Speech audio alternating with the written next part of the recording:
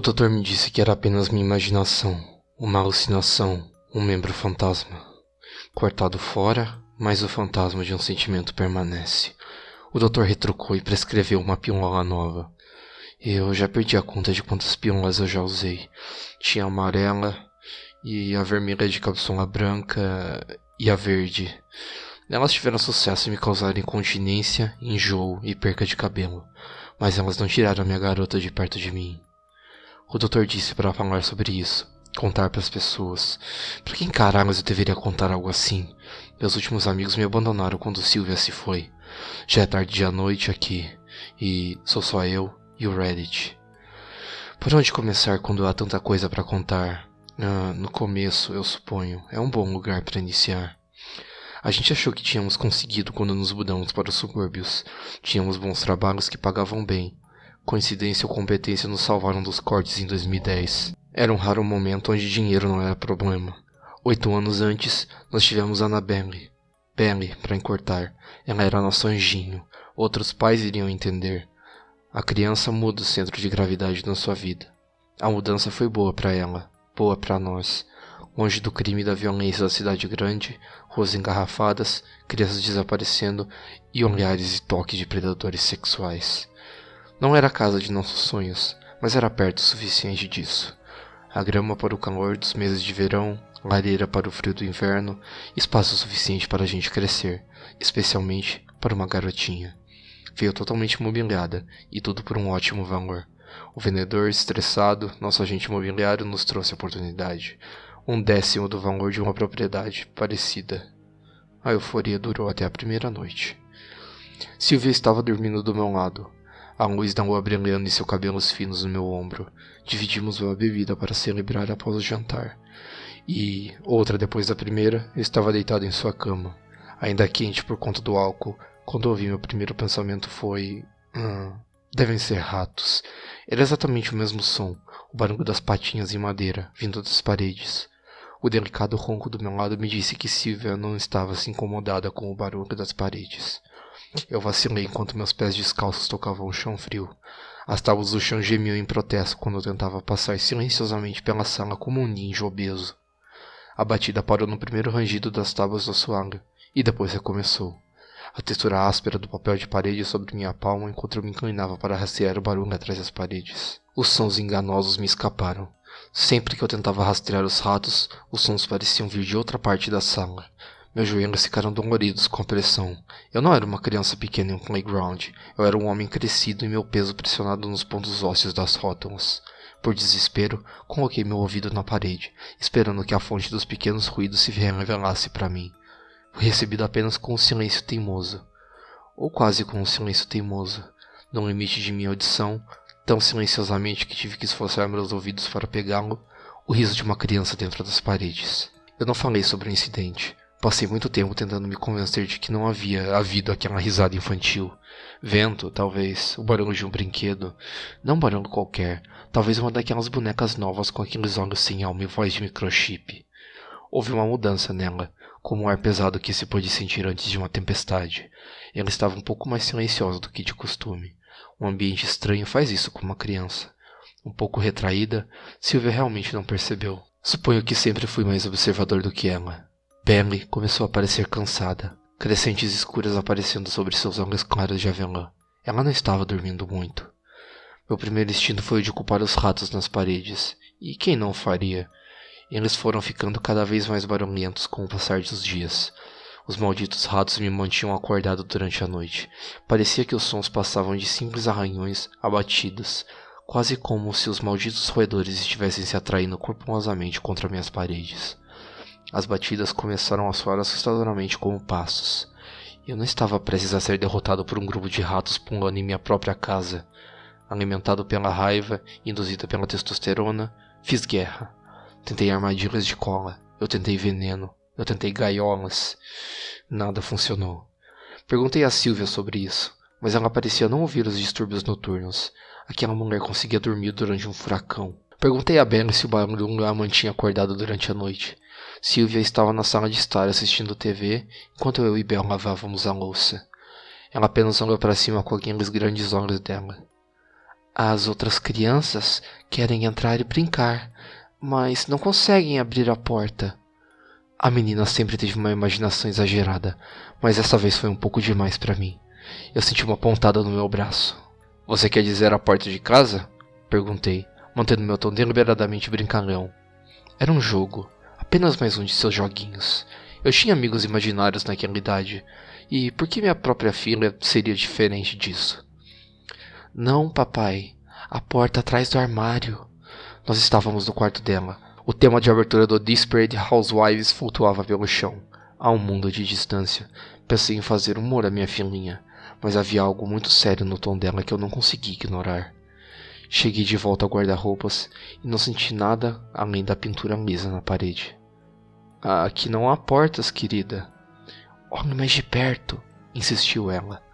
Segurei meu telefone e celular para usar a luz, ainda brincando junto. Havia algo estranho naquela largura de palmo de mão entre o armário e a parede. Uma descoloração da parede, talvez. Algo mais escuro na sombra do guarda-roupa. As bordas duras do guarda-roupa apertavam a carne macia de meus dedos. Coloquei minhas costas dentro dele e a peça da mobília resistiu ao ser movida. E lá estava ela, uma porta atrás do meu guarda-roupa, exatamente como Ben havia dito. Mas não uma porta qualquer. Passei meus dedos sobre a superfície lisa da parede. Apenas uma pintada. Tão convincentes foram as pinceladas na porta que tive que trocar a parede novamente para dizer a mim mesmo que ela não era real. Como você sabia que isso estava aqui, ursinha? Eu perguntei. As outras crianças me disseram. Da escola? Tanto quanto eu sabia, ela não havia trazido amigos para casa antes. Não, papai. As crianças de trás da porta, disse ela. Eu olhei nos olhos dela, na esperança de ver ali um brilho de maldade, mas nada havia ali, além de uma sinceridade inocente.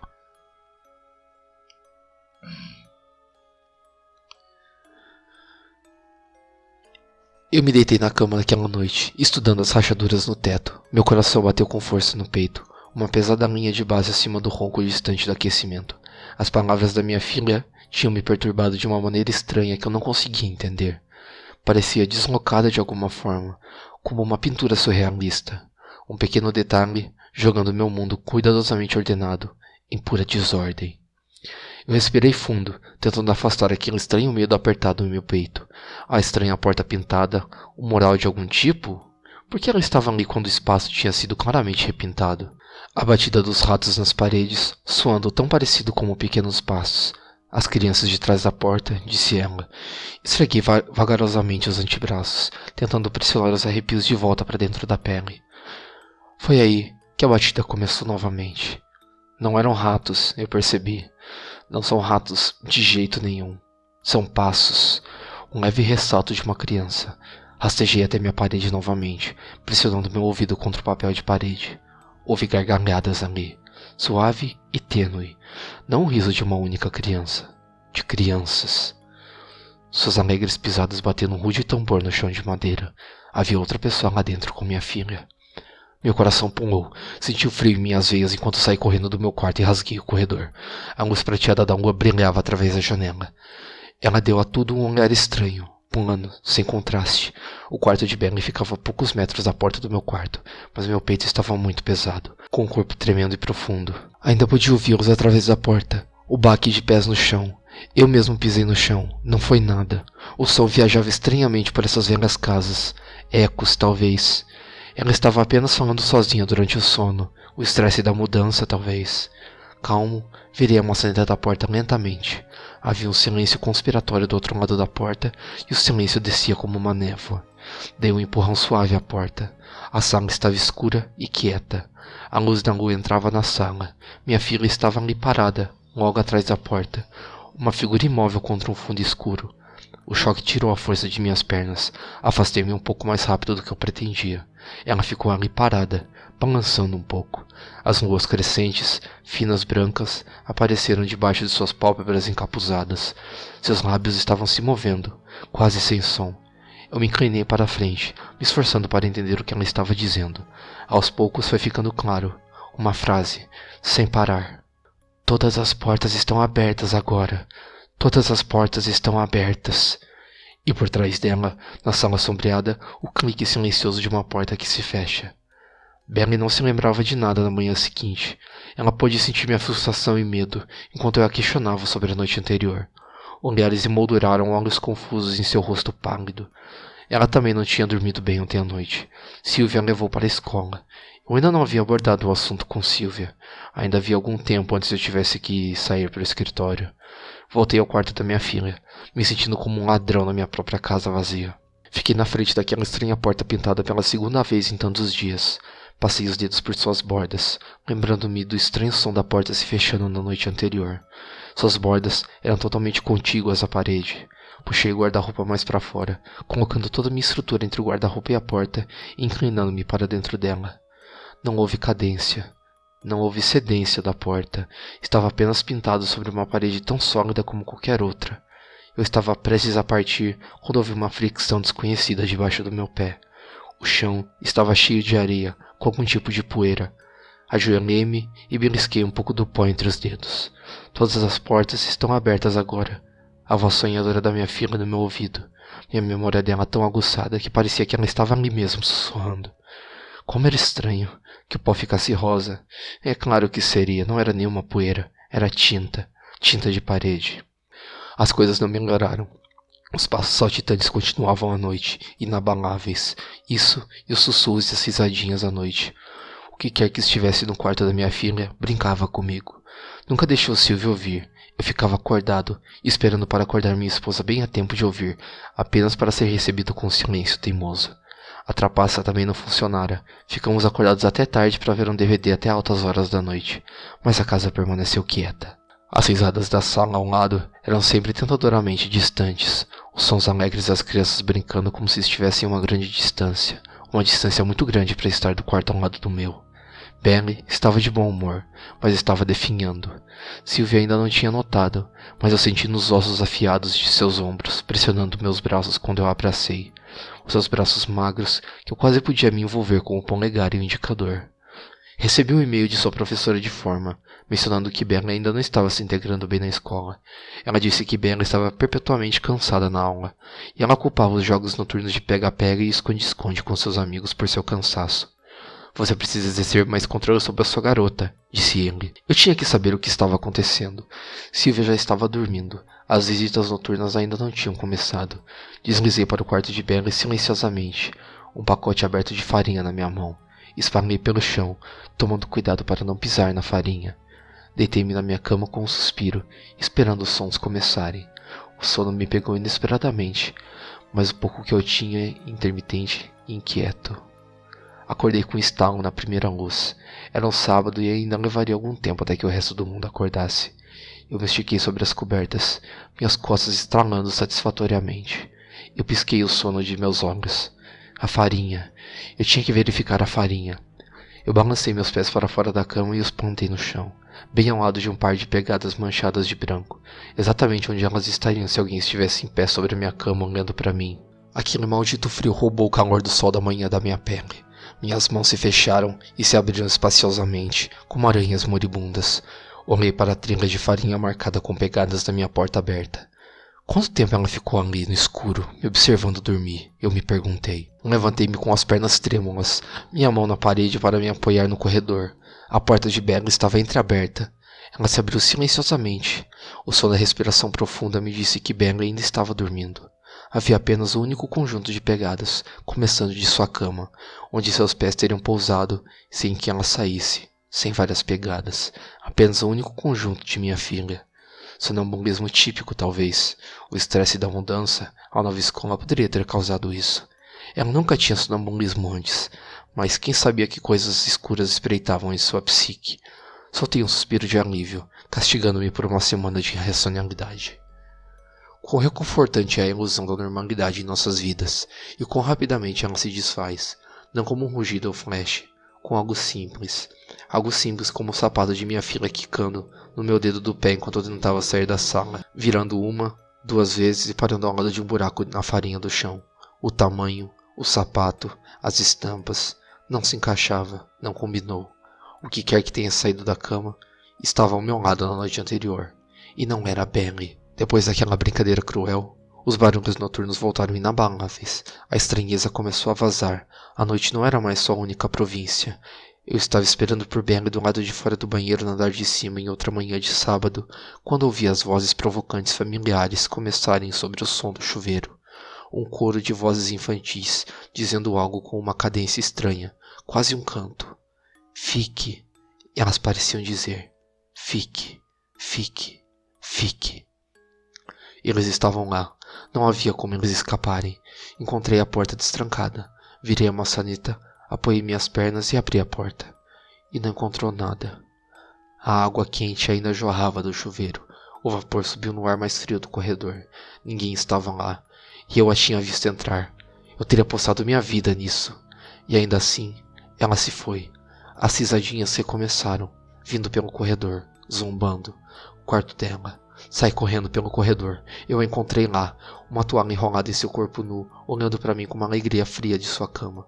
Seu cabelo pingando deixou um rastro de água no chão de madeira, uma trilha que levaria à parede com a porta pintada. Senti seus olhos me seguindo quando saí do quarto. Desliguei o chuveiro, procurando como a minha filha e as vozes haviam escapado do banheiro minúsculo. Demorou 1 minuto, com a foto da jovem que se transformou em uma velha. A resposta estava bem ali na minha frente, esboçado entre os azulejos, à minha frente, em traços fortes de mofo escuro. Estava o vago contorno de uma porta. Foi mais uma noite sem dormir. Pensei muito em tentar explicar tudo para Sylvia. Parecia loucura. Haviam portas nas paredes, portas pelas quais nossa filha passou. As portas deixaram entrar algo estranho em nossa casa. Algo que queria que ela ficasse. O pensamento permaneceu na parte de trás da minha cabeça como uma crosta supurada, coçando, vermelha e em carne viva. O sono não seria fácil. Eu estava pensando em pedir um pouco de ajuda química para me ajudar ao longo do caminho, quando percebi um som suave de deslizamento. O movimento chamou minha atenção. Eu vi uma figura esbelta arrastar-se lentamente pela porta do nosso quarto. Benny? Eu a chamei baixinho. Ela não quebrou o passo. E que passo foi? Uma marcha rígida com braços e pernas rígidos pelo corredor, seus pés raspando no chão de madeira. Benny, eu chamei, um pouco mais alto. Não houve resposta. Saí da cama e fui na ponta dos pés até a porta. A porta do banheiro se fechou suavemente. Eu segui. As luzes revelaram um corredor vazio. A porta do banheiro cedeu com um rangido de reclamação. O silêncio era espesso e enjoativo. Parecia que nenhum som se propagaria pelo ar. A luz se acendeu no banheiro. As sombras saltaram e dançaram com seus primeiros lampejos. A cortina do chuveiro balançou. A corrente de ar que eu tinha deixado quando abri a porta, disse a mim mesmo. Não ajudou. Eu me repreendi por meus medos infantis, mas a vibração no meu estômago permaneceu. Afastei a cortina com força, minha outra mão fechada em punho para me proteger. De quê? Minha filha? Nada me esperava do outro lado da cortina. Nada além daquele estranho contorno de uma porta delineada em linhas nos azulejos. Soltei um suspiro de alívio. Talvez a falta de sono estivesse me afetando, meus medos transbordando em sonhos acordados. A calma durou pouco. Ouvi outra porta se fechar. No andar de baixo, uma série de risadinhas infantis ecoou pelas tábuas do assoalho. Eu me joguei lá embaixo. Mais uma vez, as luzes não revelaram nada. Quase nada. O enorme tapete que veio com a casa mobiliada foi jogado de lado. Ali, escondido sobre ela, havia outra porta, arranhada no piso de parquet. Eu me senti mal do estômago, pensando nos dias que passamos no sofá com os pés naquela coisa horrível. Corri meus dedos ao redor dos sulcos finos das marcas de arranhões. A porta parecia fria ao toque, mais fria que a madeira ao meu redor. A mesma sensação de uma porta de frente, protegendo contra um frio de inverno. O que quer que a porta protegesse, estava frio, muito frio. A risada recomeçou, provocando, zombando. Eu ouvi o rangido dos passos da minha filha na escada para o porão. A luz da sala parecia se afastar das profundezas do porão. Eu podia distinguir o contorno de Benny, exatamente onde a luz da sala se encontrava, a escuridão do porão. O interruptor de luz estava ao pé da escada. Os passos cantavam sobre o meu peso. Benny não se virou. Estendi a mão para agarrar seu ombro. Seu ombro ossudo estava gelado. Eu a puxei para mim. Eu quase podia ver o rosto dela. Algo apagou a luz. Pisquei para a silhueta no topo da escada. Papai, por que todas as luzes estão acesas? A voz de Bella. Oh Deus, Bella estava no topo da escada. Senti a leve carícia de dedos na minha mão. A garota na minha frente Seus dedos nos meus, sua voz era um sussurro rouco, como se ela tivesse saído de uma garganta transformada em pó. Ela é nossa agora. Ela riu e se afastou do meu alcance, desaparecendo no escuro. O espaço escuro sobre a casa de repente se encheu com um trambolhar de pés no chão empoeirado. 2 pares, 3 pares, até parecer que uma legião inteira de pés leves estava descendo pelo chão. O som era ensurdecedor naquele espaço confinado. Estendi a mão e apertei o interruptor de luz, apenas para ser saudado pelo silêncio e pela poeira que se assentava lentamente. Algo estava errado com a parede novamente. Eu já sabia o que esperar. Com o movimento de minha mão, eu limpei a poeira da parede. Tal como eu esperava, outra porta. Um enorme conjunto de portas duplas, pintadas na parede com cores berrantes. Pouco antes de sair do porão, vi os círculos limpos no chão onde a porta aberta varreu a poeira. Tivemos que ir. Havia algo escuro na casa. Algo totalmente antinatural naquelas estranhas portas pintadas. Eu corri pelas escadas. Pegue algumas roupas, eu disse a Belle quando passei por ela. Não parei para ver se havia um pingo de compreensão em seus olhos vazios. Ela se virou e me seguiu silenciosamente escada acima. Acordei Sylvia com força. 4 semanas para o dia em que nós mudamos e estávamos fugindo de nossa própria casa. Ela piscou o sono de seus olhos. Em voz baixa, tentei explicar a situação para ela. As portas pintadas, os sons das crianças, o perigo em que nós todos estávamos. Sua expressão mudou lentamente de perplexidade sonolenta para descrença e aborrecimento. Ela me disse que eu estava exagerando, que o estresse da mudança no seu trabalho estava nos afetando. A gente conversava sobre isso pela manhã, ela disse. Buscar ajuda de um médico se precisássemos. Fiquei em casa, cada vez mais agitado com sua apatia. Eu implorei a ela para me agradar por apenas uma noite, para nossa família se mudar para um hotel por uma única noite. Nossa conversa ficou aquecida. Tudo isso foi interrompido quando Belle reapareceu na nossa porta. Seu cabelo estava selvagem, seus olhos queimando com algum tipo de fogo interior. Você deveria saber. Todas as portas estão fechando em breve. Devo ficar com eles.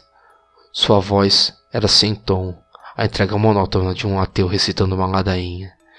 Sylvia ficou boquiaberta, ter sua filha agindo tão estranhamente quando seu marido a levou a um limite. Chorando, ela correu e segurou Belle para perto dela. Você não vai a lugar nenhum. Isso não é real. Papai está doente. Ele também te deixou doente. Você e eu vamos sair daqui. Afaste-se do papai.